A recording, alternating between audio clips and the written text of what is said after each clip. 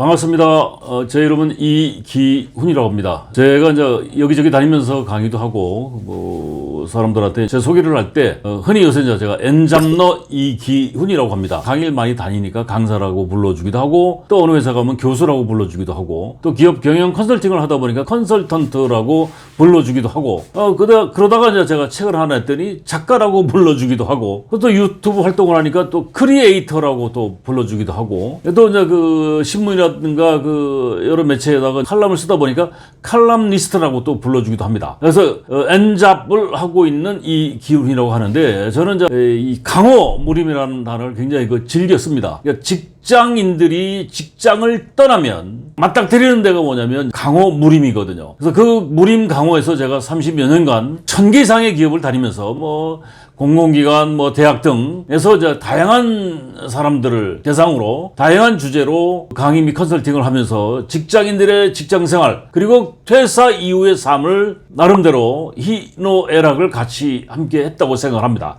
그래서 제가 퇴직 은퇴 경력 관리에 대한 연구를 좀 해봤더니 퇴직 은퇴 경력 관리에 대한 책을 제가 수십 권을 책을 내기 위해서 한번 구입을 해봤는데 생각보다 굉장히 퇴직 이후의 삶 자체가 만만치 않더라고요. 거의 저는 재앙 수준이라고 하는데 제가 알고 지냈던 직장인들을 보면 퇴직 이후의 삶이 상당히 심각하고 재앙 수준이고, 여러분들 퇴사가 은퇴가 아니거든요. 근데 하나같이 이구동성으로 은퇴라고 얘기를 하더라고요. 은퇴는 전 개인적으로 생각할 때 하늘나라로 갈 때가 은퇴지 살아있는 한은 은퇴는 없습니다. 그래서 제가 행복한 은퇴를 위한 생애설계라는 책을 한번 집필을 한 적이 있었고 2022년도에 퇴직과 은퇴 사이라는 책을 한국경제신문사에서 이제 출판을 했는데 그 덕에 유튜브 이제 활동을 하다 보니까 기대 이상으로 많은 데서 호응이 와서 1년이 안 됐는데 한 600만 이상이 조회가 된 것 같아요. 그래서 더 스터디 하다 보니까 요새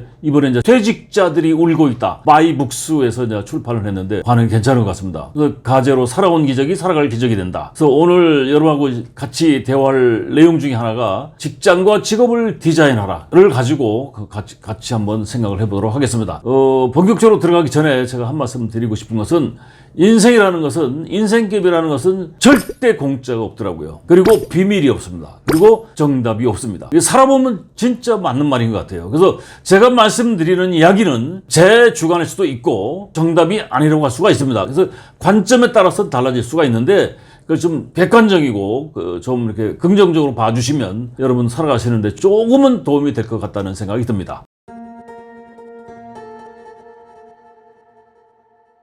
사람들이 이제 오래 살아야 되는데 현실적으로 정년까지 일하기는 좀 쉽지가 않죠. 그러니까 인사 규정에 60, 65세 이런 정년이 있는데 현실적으로는 정년까지 가는 건 거의 불가능한 얘기 같고, 근데 수시로 이제 퇴사를 구조조정을 하다 보니까 현장에서 제가 강의하면서 느끼는 직장인들이 퇴직에 대한 공포, 두려움, 생각보다는 심각하더라고요. 그래서 이게 안타까운 게 직장인이라면 언젠가는 이제 퇴직을 하게 되지 않습니까? 이게 직장인의 숙명인데, 미국의 스탠퍼드 대학에서는 마지막 학기에 현명한 퇴사 방법에 대해서 수강을 시켜요. 너의 인생을 디자인하라. Your Life Design. 일본 같은 경우는 신입사원에게 CDP, 경력 관리된 교육을 시킵니다. 그러니까 20대, 30대, 40대, 50대 이렇게 살아야 된다. 그래서 퇴직 준비를 미리 시키는 거죠. 제가 현대자동차의 울산 공장에서 현장 사원들 대상으로 연령대별로 이 라이프 플랜에 대한 교육을 참여한 적이 있었는데, 우리나라 일반적으로 기업들은 퇴직에 대한 교육을 거의 하지 않습니다. 그리고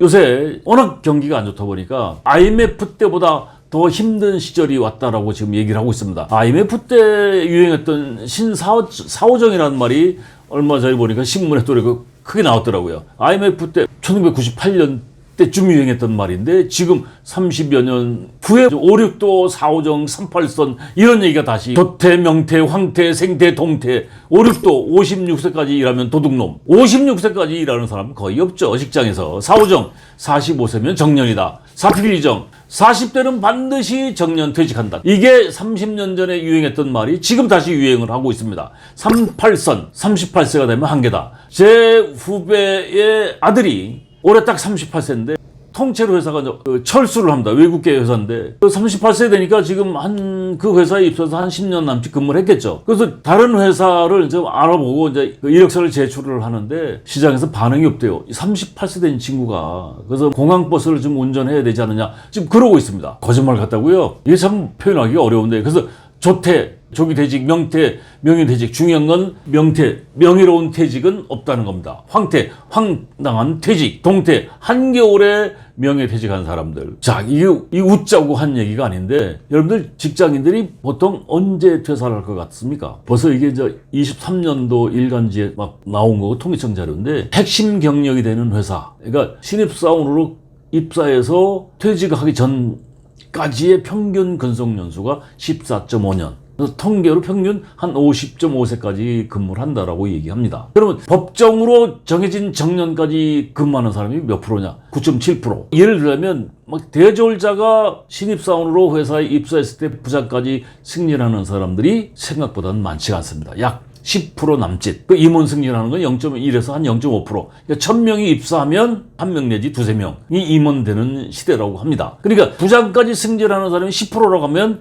부장 전내 90%가 퇴사를 한다는 얘기죠. 어떤 형태로든 간에. 그러니까 여러분들 평균 30세에 입사를 했을 때 요새 결혼을 또 한 35세쯤 하지 않습니까? 평균 치면. 그러면 30에 입사해서 평균 한 14.5년 근무한다면 45세에서 50세 사이에 퇴직을 합니다. 그건 그 사람들이 재취업하기가 쉽다? 어렵다? 저는 아주 단언 권태 얘기하는데 거의 불가능하다. 그러면 생활비가 굉장히 많이 들어가는 타임이거든요. 35세에서 결혼해가지고 2세를 낳았다고 한다면 그 10살 남짓이거든요. 생활비가 폭증하는, 교육비가 폭증하는 타임인데 그때 회사가 강제 퇴직을 당하면 대안이 없어요. 퇴직 공포. 제가 만났던 직장인들이 하는 소리가 밤에 잠이 안 온답니다. 그 구조종이라는 단어가 회사에서 이렇게 돌아다니면 실제 아니라 하더라도 그 소리만 들어도 밤에 그냥 악몽을 꾼다는 거죠. 제가 그래서 천길 낭떠러지 절벽에서 떨어진 것이 아니고 떨어지고 있는 중이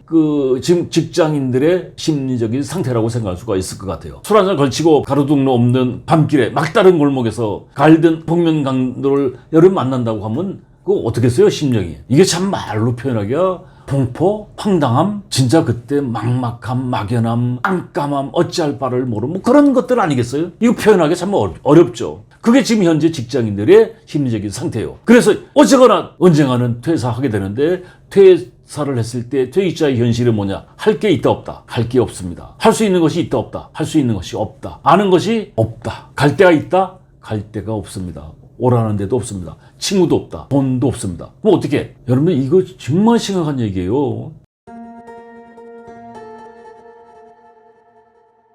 그래서 제가 이 30여 년 동안 굉장히 많은 회사를 다니면서 만났던 사람들, 저를 불러줬던 그 교육 담당자들, 연수원장이라든가 부서장이라든가 이런 친구들하고 굉장히 그 교류를 많이 했는데 이게 한 15년 전 얘기인 것 같아요. 그룹 연수원의 김 부장이라는 친구. 그때 이 친구가 임원 승진 대상자였어요. 48세 정도 됐는데 굉장히 잘생기고 키도 크고 예의도 바르고 부침성이 있고 인간성이 있고. 그러니까 연수원에서 실무 책임자인데 연수원장 대행을 하고 있던 친구인데 그러면 강사들 교수들은 그 사람이 갑의 갑이에요. 그런데 그 갑질 안 하고 하여튼 넉살도 좋습니다.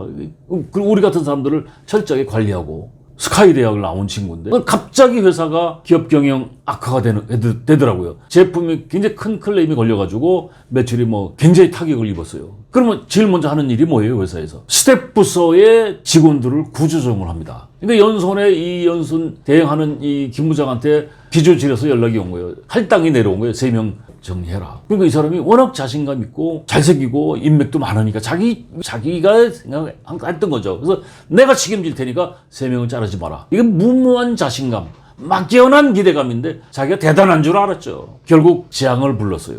이 친구 길동에다가 이제 그 프랜차이즈 복집을 차렸는데 지금은 그게 한 5억 이상 갈 거예요. 그때 3억 5천. 이 친구가 퇴직금 1억금 해가지고 한 1억 5천을 받았어요. 중간 장사를 안 했더라고요. 그러니까 1억 5천을 받고 와이프가 1억을 딱 내놓더래요. 3억 5천 중에 2억 5천이 조달했으니까 나머지는 뭐요? 1억 5천이 은행에서 대출 받은 거죠. 1억 5천이 빚이요. 보통 그 창업을 하게 되면 자기 돈 가지고 50% 이상 투자를 할 수 있는 사람이 거의 없습니다. 그러니까 이 사람은 그래도 와이프가 비자금을 내놔서 또 회사에서 받은 거 가지고 1억 5천만 이제 대출을 받았는데 연락이 왔더라고요. 아, 형님, 나 창업했다고. 근데 이 보통 개업발이 한 3개월은 가거든요. 가만히 있어도 굴러가는데. 그래서 한 2달 후, 저하고 이제 같이 활동하는 그 형님들하고 같이 강사분들하고 갔는데, 그 임원이 될 상태에 있던 사람이 현재 모습이 뭐였냐면, 주방장 보조야. 참, 그렇죠. 근데 이 친구가 그때 갔는데 우리가 한 8시쯤 갔어요. 좀 시간을 좀 한가치게. 계속 바삐 움직이다가 이제 한 9시쯤 되니까 딱 나왔더라고요. 그래서 하는 소리가 형님들 제가 새로운 아젠다가 생겼습니다.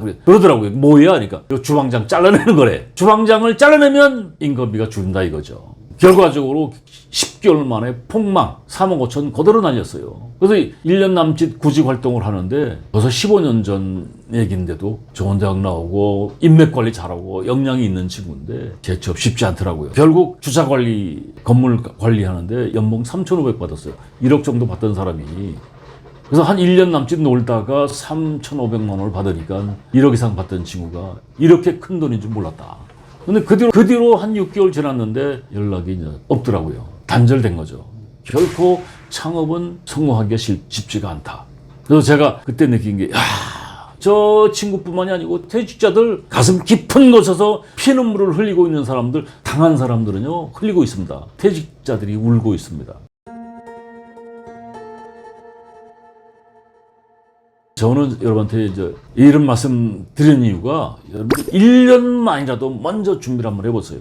그래서 토요일, 일요일 하루 2시간씩 1년만 먼저 준비해 보시면 그래도 실패의 확률을 상당히 대폭 줄일 수가 있습니다. 그래서 지금 안타까운 것이 경영 환경이 워낙 급변하다 보니까 회사가 사람들을 정리해고하려고 하지 않아요, 사실은. 이론적으로 보면. 그런데 회사가 경영이 악화되면 회사가 부도나고 도산할 수도 있는 입장이 된단 말이죠. 그러면 해야 될 게 뭐예요? 구조조정을 할 수밖에 없죠. 근데 구조조정은 뭐 사업 구조조정 할 수도 있지만 제일 만만한 게 인력 구조조정이거든요. 자, 근데 인력 구조조정을 늘 상시적으로 하다 보니까 직장에 다니고 있는 직장인들의 심정은 어떻겠어요? 천길 낭떠러지에서 절벽에서 떨어지고 있는 중 밤에 악몽을 꾼다는 얘기죠. 신입사원은 그래도 괜찮아. 지금 40 초반만 돼도 늘 불안한 거죠.